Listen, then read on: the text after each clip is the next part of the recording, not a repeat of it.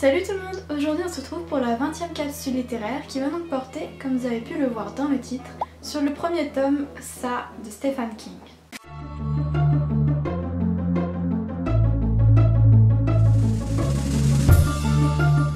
Sans surprise également, je placerai ce roman plus dans le genre de l'horreur, du fantastique, voire même par certains aspects dans le dark fantasy. On se retrouve donc dans une petite ville, la ville de Derry, qui connaît tous les 27 ans une hausse de meurtres d'enfants. Et tout cela sans qu'on trouve vraiment d'explication à tous ces meurtres, si ce n'est qu'ils surviennent tous en même temps et qu'ils surviennent tous les 27 ans. C'est tout ce qu'on sait d'eux, on ne comprend pas vraiment comment ça peut se produire. Mais voilà, la ville de Derry est un peu maudite. Dans l'histoire, on va donc s'attacher à un groupe d'enfants qui se forment, qui ont chacun des particularités et qui sont tous confrontés d'une manière ou d'une autre à une étrange apparition qui semble être en relation avec tous ces meurtres qui surviennent par vagues. Et tandis qu'on bascule tantôt entre leur passé en tant qu'enfant et leur vie d'adulte qui a l'air un peu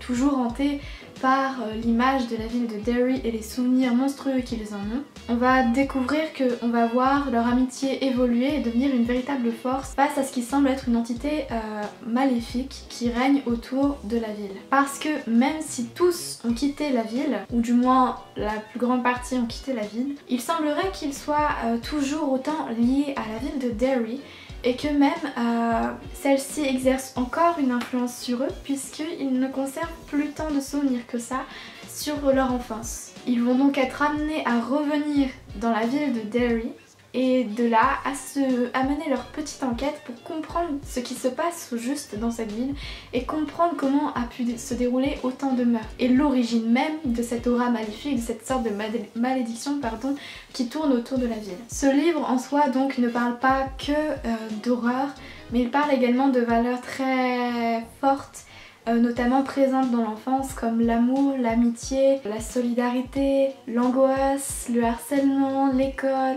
Bref, toutes ces thématiques sont un peu englobées dans une seule histoire et vraiment c'est un récit passionnant qui mêle mystère et horreur et puis amitié.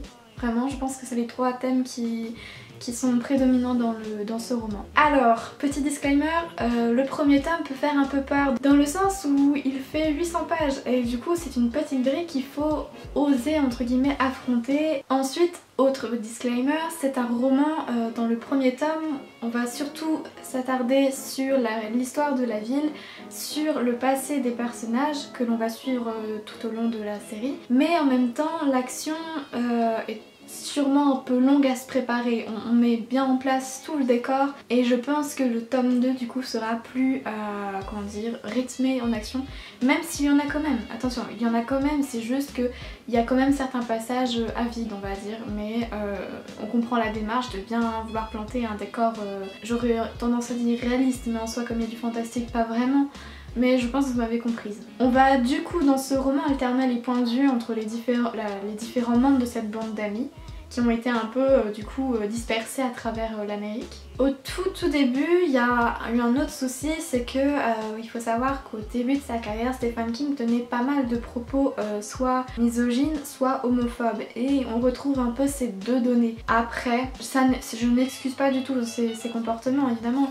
C'est juste qu'il faut savoir passer cette partie-là en gros, il faut malheureusement lire des trucs comme ça pour accéder vraiment au cœur de l'histoire qui est plus intéressant que de voir des idées connes répandues dans le livre. Voilà, parce que l'histoire en soi elle est très prenante, ça met un peu de temps à venir parce que le temps que tu mémorises les personnages, que tu mémorises un peu l'histoire de la ville, t'as un peu de temps avant de te projeter vraiment, mais une fois que t'es prise vraiment dans l'histoire, t'as qu'une envie, c'est de comprendre ce qui se passe, de comprendre comment ce groupe d'amis va s'en sortir, comment ils vont faire face un peu à ce clown, hein, parce que l'aura maléfique n'est autre qu'un clown, du moins prend la forme d'un clown. Et tandis que les pages défilent, tu commences vraiment à sentir un sentiment de peur qui grandit. Il y a des moments où j'étais vraiment choquée en mode ah ouais, ok, donc il plaisante pas, ouais.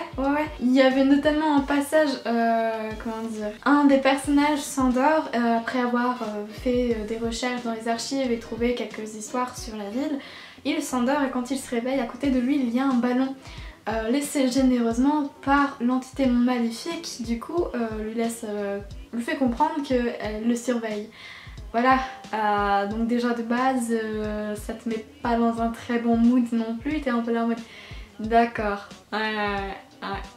Le point fort je pense c'est vraiment cette recherche autour de l'histoire de la ville qui j'ai trouvé était très intéressante et menée mêlée plein d'événements historiques comme la ségrégation raciale. Bref, il y a quand même pas mal d'événements historiques qui sont mêlés dans l'histoire de la ville de Derry et j'ai trouvé ça très intéressant, vraiment c'était l'une des parties que je préférais dans l'histoire, c'était comprendre comment on en était arrivé là dans la ville de Derry, comment celle-ci s'était construite, comment elle avait évolué au fur et à mesure de l'histoire et comment l'entité maléfique avait pris sa place tout simplement au sein de cette ville. Et c'est pour ça que je vous le conseille, c'est parce que même s'il y a des remarques franchement dont on aurait pu se passer, elles sont surtout présentes au début du récit.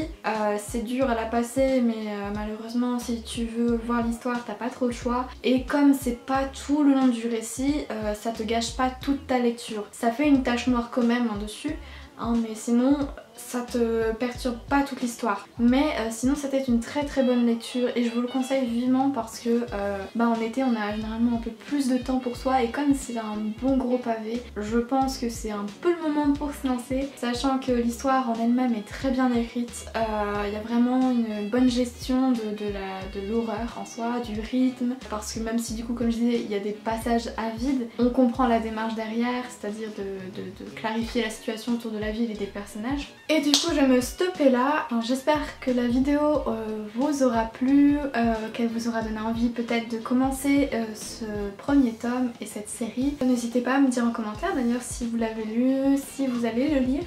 Ça me ferait très plaisir de savoir que j'ai pu vous donner envie de le lire ou quoi. Sur ce je vous laisse et je vous dis à très bientôt pour de prochaines vidéos, voire même à demain si vous suivez du coup. Et je vous fais de gros bisous. Salut!